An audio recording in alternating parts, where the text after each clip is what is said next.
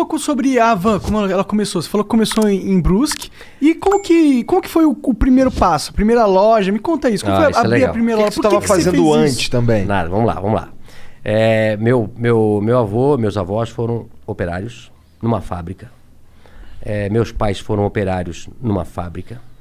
E eu fui operário na mesma fábrica durante 7 anos.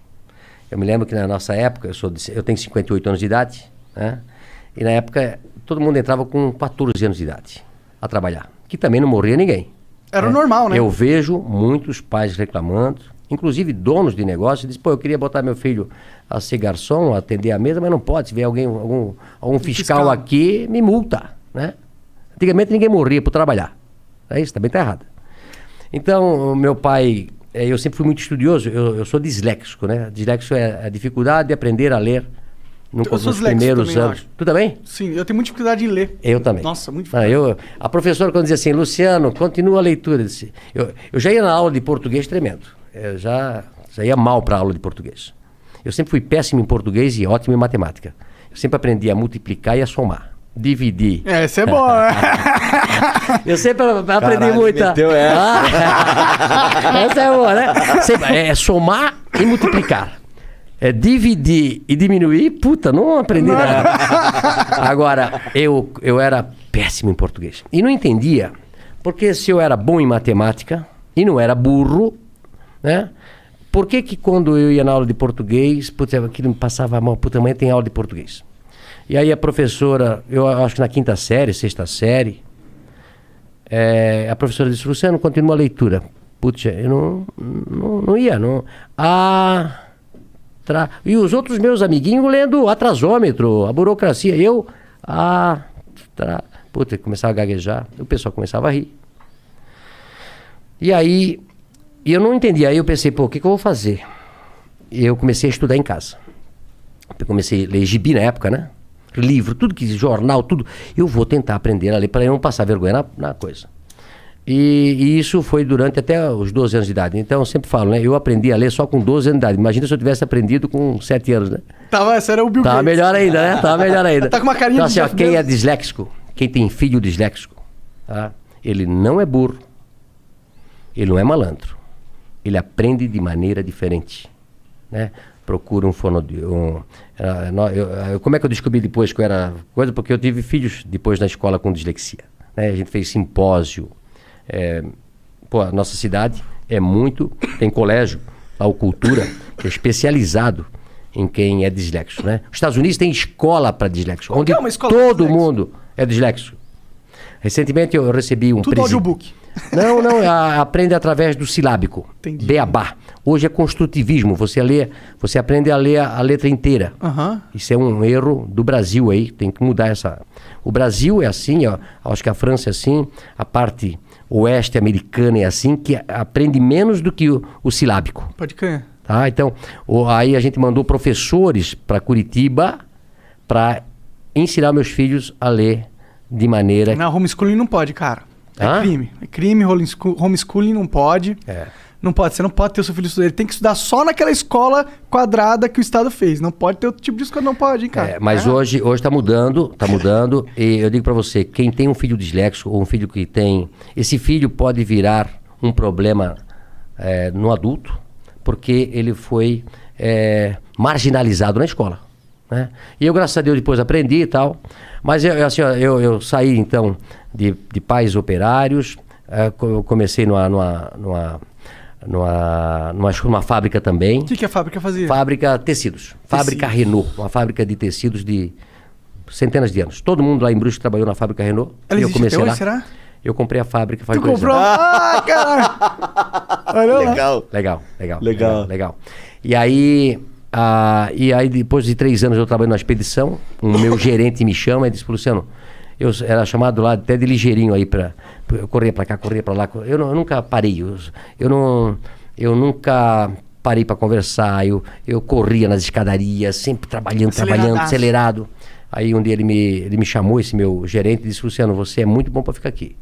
Eu te arranjei um emprego de vendedor, lá no outro lado. Tu não quer ir pra lá? Eu disse, vou pra lá. Aí me encontrei. Até hoje eu sou um vendedor. Adoro pessoas, adoro vender, né? E aí depois montei a van com apenas um colaborador do tamanho dessa sala aqui. Tua sala aqui é do tamanho da minha loja que eu comecei. O Caramba. que tu tava pensando quando tu criou a van? Eu tô falando assim, não tô falando do que tu ia vender, não. Tô falando... porque assim, a van tem toda uma identidade, né? Isso veio depois... Não veio nessa primeira loja? Não, a loja num bairro, né? Aliás, antes de começar a van, como eu fui vendedor, eu passei a vender tudo o que se fabricava na loja, na empresa, que era uma empresa de 5 mil colaboradores, grande. E também o carro da diretoria, a sucata, tudo que tinha na van, era eu que na Renault na época, sim. eu vendia. Eu até achei, eu tô com um diretor que está lançando um livro na semana que vem, tem 80 e poucos anos, e ele conta no livro uma história que aconteceu. Ele tinha um Galaxy, você lembra do Galaxy? Carro? Um carro, Galaxy. Por exemplo, no Brasil tinha 5, 6 carros. Um Galaxy, um Opala, uma Kombi e um Fusca. Pode crer. Certo? Né? E na época os diretores tinham um Galaxy. Né? E aí quando ele comprou um outro Galaxy, sobrou um Galaxy lá para vender. E quem chamaram? O Luciano para vender o Galaxy. Né? E aí eu sabia que tinha um cara em Brusque que tinha um Galaxy, mas não tinha ar-condicionado. Eu disse, pô, eu vou ganhar 2 vezes aqui. Né? Eu disse pro dono do carro, vamos vender o ar-condicionado, que vale uma fortuna, e depois nós vendemos o Galaxy. Né? E fizemos isso. Arranjei, vendi pro... E o cara era bem gordo, Telmo Rosinski, que eu nunca me esqueço, lá de Brusque, bem gordo. Então, eu vendi o ar-condicionado, tirei o ar-condicionado, vendi o ar-condicionado quase com o preço do Galaxy, e depois vendi o Galaxy. Foi um sucesso. Né? Até hoje eu não esqueço disso. Né? Então, assim, ó, depois disso, eu montei primeiro uma tecelagem de toalha, em 1984, com 22 anos de idade. Da hora. 22 anos de idade. E depois eu montei a van. Por que você tinha esse negócio de montar empresa? Porque seu pai e sua mãe eles eram operários. Eles tinham alguma coisa de montar empresa, né? Dentro deles? Não, e meu pai dizia assim, Luciano, eu começava das 7 da manhã às 5 da tarde. E meu pai trabalhava das 5, 1h30. E aí antes de eu ir pro escritório onde eu trabalhava, eu passava no lugar que meu pai trabalhava, que era um subsolo. Trabalhou 42 anos num porão. Meu pai. Caralho. 42 anos. Vitamina D faltava bastante. Pô, coitado. E aí eu dizia, pai, agora eu vou montar uma empresa para mim. Ele disse, estás doido, Luciano? Eu tô aqui a vida toda de operário. Tu já tá naquele escritório bonito ali. Fica ali, o emprego teu é bom. Olha só, o pai passou a vida toda aqui. Disse, não, pai, eu vou montar um negócio para mim. Mas da onde você tinha isso? Por que você queria montar? Você tinha visto eu acho filme? que feeling... como é que vocês montaram esse negócio aqui? Eu vi os gringos fazendo. É igual, né? Conhecimento. Eu digo que o conhecimento vale mais do que um diploma. Não é isso? Total. Não é a faculdade que tu vai fazer. É o teu conhecimento, a tua força de vontade. E eu disse, pai, eu vou montar uma tecelaginha e vai dar certo. Aí montei uma tecelaginha, depois tirei meu pai da fábrica e botei ele a trabalhar comigo. Que da hora. Esse deve ter sido um dia da hora. Pô, Mas você já pagando salário pra ele ou ele foi uma aposta? Claro. Assim? Não. Eu fiquei um pouquinho melhorzinho, né? Entendi. Porque no começo, eu até falo hoje sobre ser empresário, né? Eu soube que aqui que vocês também, quando começaram, dá prejuízo. Não, porra. Né? 2 anos de prejuízo. Tu começa, não tem hora pra trabalhar, não tem dia pra trabalhar, não paga hora extra pra gente, e muitas vezes dá prejuízo. E muitas vezes você quebra e perde tudo que tinha. É verdade. Então, como eu tinha 22 anos de idade, eu vou tentar. Não tinha namorado, não tinha casado ainda, nada. E a tecelagem foi muito bem. Tirei meu pai da fábrica. E aí depois, 2 anos depois, montei a van. 1986, com 24 anos. Eu e Vanderlei. A van. Hang e Vanderlei. Um sócio que eu tive durante 5 anos. Entendi. Mas o que aconteceu com a tecelagem? Ela cresceu? Não, aí você a vendeu? tecelagem trabalhei durante até 90 e pouco, uns 10 anos. Tendo a van junto. Junto, né? Entendeu? E depois eu vendi a tecelagem. Entendi. Quem que era esse seu sócio aí do começo? Vanderlei. Quem que... Era um supervisor de vendas que trabalhava comigo na Renault. Entendi. Aí ficamos 5 anos juntos, separamos, ele tem a empresa dele hoje e a van continuou. Pode crer, ele meio que comprou tua parte, é isso? Não, Não, na realidade a gente dividiu, ele fez a Vantex e eu continuei com a van. Pode crer. O que faz a Vantex? A Vantex vende tecido ainda hoje. Ah, entendi. É. Pode crer. E aí, como que foi essa primeira loja? Imagino que deve ser legal pra você ter um negócio físico, receber clientes. É diferente da tecelagem que você fazia antes. Isso, que é um negócio pra empresas, né? A tecelagem você vende pra alguém vender, né? Isso. E também é engraçado o seguinte, olha só. Eu comecei a tecelagem fazendo tecido pra roupa de cama. E aí um dia eu fui vender a roupa de cama para um atacadista. Fui eu e meu pai, pobre, sem dinheiro, precisava vender aqueles paninhos para poder comprar fio. No começo assim, eu tinha um Fiat amarelo ovo, 4 pneus quadrados, não tinha dinheiro para comprar, na época era câmara de ar, né? Furava, o pneu já gastou todo, ele solta a cinta, um pneu velho, quando ele está tudo gasto, ele solta a tinta e começa a sair os ferrinhos para fora. É isso? Eu tive carro assim. Um Fiat amarelo, 147. E aí eu fui vender as pecinhas com meu pai. E aí eu cheguei lá nesse lugar e o cara disse, olha, eu pago R$10 essas tuas pecinhas de pano aí. E o preço era 20. Eu disse, pô, mas o meu custo é 20, eu não posso vender por 10. Não, mas é o que eu pago. Tá bom, vendi as pecinhas, precisava de dinheiro. Aí falei pro meu pai, passa esse trabalho todo. Tem que comprar fio, tem que fazer o pano, tem que tingir tudo. Aí me custa 20. Eu venho daqui e venho vender por 10. Aí o cara pega por 10 e vende por 100. Eu disse, meu negócio não é fazer tecelagem, meu negócio é botar uma loja. E montei a Van por isso. Tu acredita? Faz sentido. Falou, pô, vou entrar na linha que ganha mais. A Van cresceu com muito mais velocidade, né? E aí de uma loja de um funcionário, comecei com um funcionário, passei 3 anos depois para uma loja de 3.000 metros quadrados. E depois era tanto movimento que a gente fez a primeira van com a fachada da Casa Branca. Mas, pô, me conta um pouco mais sobre a primeira loja. O que você vendia exatamente nela? Nós montamos a primeira loja e nós vendíamos tecido em metro. Tecido. Tecido em metro. Tecido. Como eu era vendedor de tecido, né? Aí eu montei uma loja de tecido. E aí Brusque se tornou um polo de confecção, ainda é hoje. Hoje, Santa Catarina é o maior polo têxtil do Brasil, passou São Paulo. O maior produtor têxtil do Brasil é Santa Catarina. Não. E nós, lá na época, em 86, montei um atacado para vender para confecções, que começar a vir ônibus para nossa região para comprar. Por isso que eram vários ônibus. Isso. Entendi. E aí a gente começou a vender tecido naquela lojinha, aí montou a loja de 3.000 metros, depois montamos uma loja... Essa de 3.000 metros era o quê? Só tecido também? Só tecido também. Aí depois comecei com cama, mesa e banho. Aí fiz a loja de 8.000, aí quebrou uma empresa próxima, a gente comprou. Aí quebrou depois um shopping e hoje nós temos 55 metros quadrados. É a maior loja do Brasil. Talvez a maior loja da América Latina. Que da hora.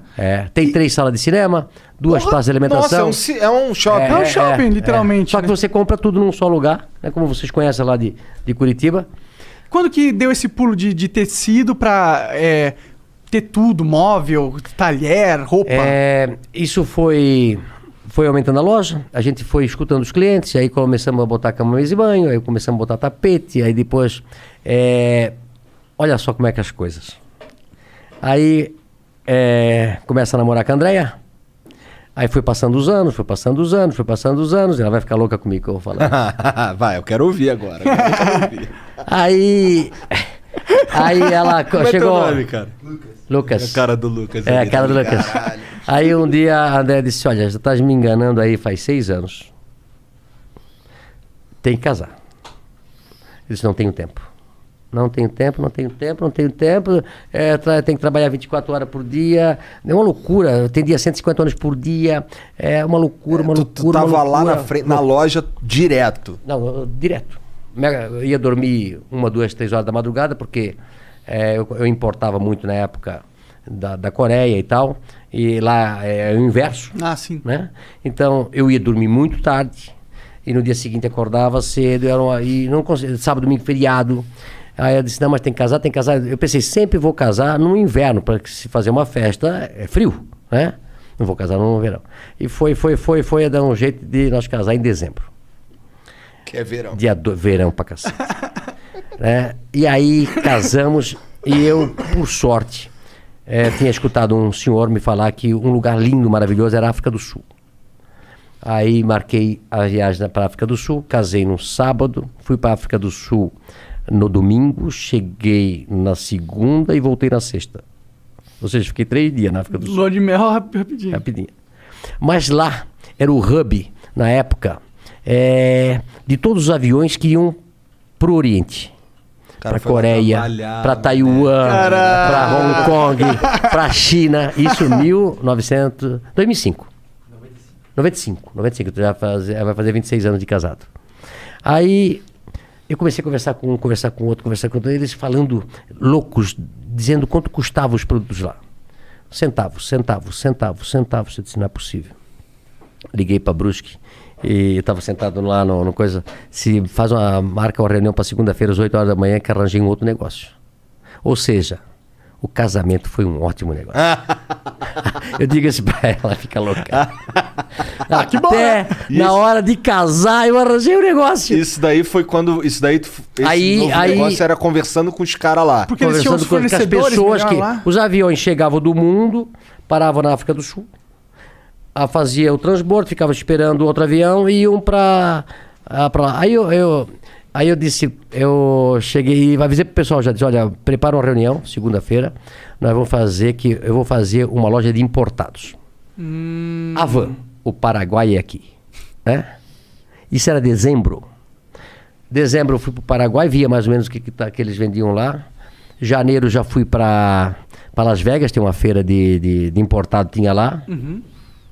E no ano seguinte já fui já no mês seguinte já fui para China, para tudo quanto é lugar. E aí começamos a importar produtos importados na época, que o dólar estava muito defasado. Mas foi um sucesso quando a gente abriu. Então eu incorporei todos esses produtos aí que se vê hoje. Foi nessa época aí. Entendi, foi do caraca, o cara tirou do casamento a van moderna. Mas tu sabe de uma coisa? O Brasil, eu tenho falado bastante isso, e falo isso para os meus compradores, que nós só devemos importar aquilo que for 30%, 40% mais barato lá fora. Tentar comprar tudo que for possível no Brasil. Nós temos que gerar emprego no Brasil. E sabe por que a gente não gera mais emprego no Brasil? Tem algumas... Por causa dos impostos. Né? Bom, nós temos a maior carga tributária do mundo. O Brasil, na década de 80, de 70, exportava tudo. Exportava louça, exportava toda a indústria nacional, exportava para o mundo todo. E por que nós fomos perdendo competitividade? Lá atrás, a carga tributária era 18, 20, 22, 24. E hoje chega a quase 50% de tudo que a gente produz. Sim. Ou seja, tudo no Brasil é muito caro. E aí os outros países começam a competir com a gente.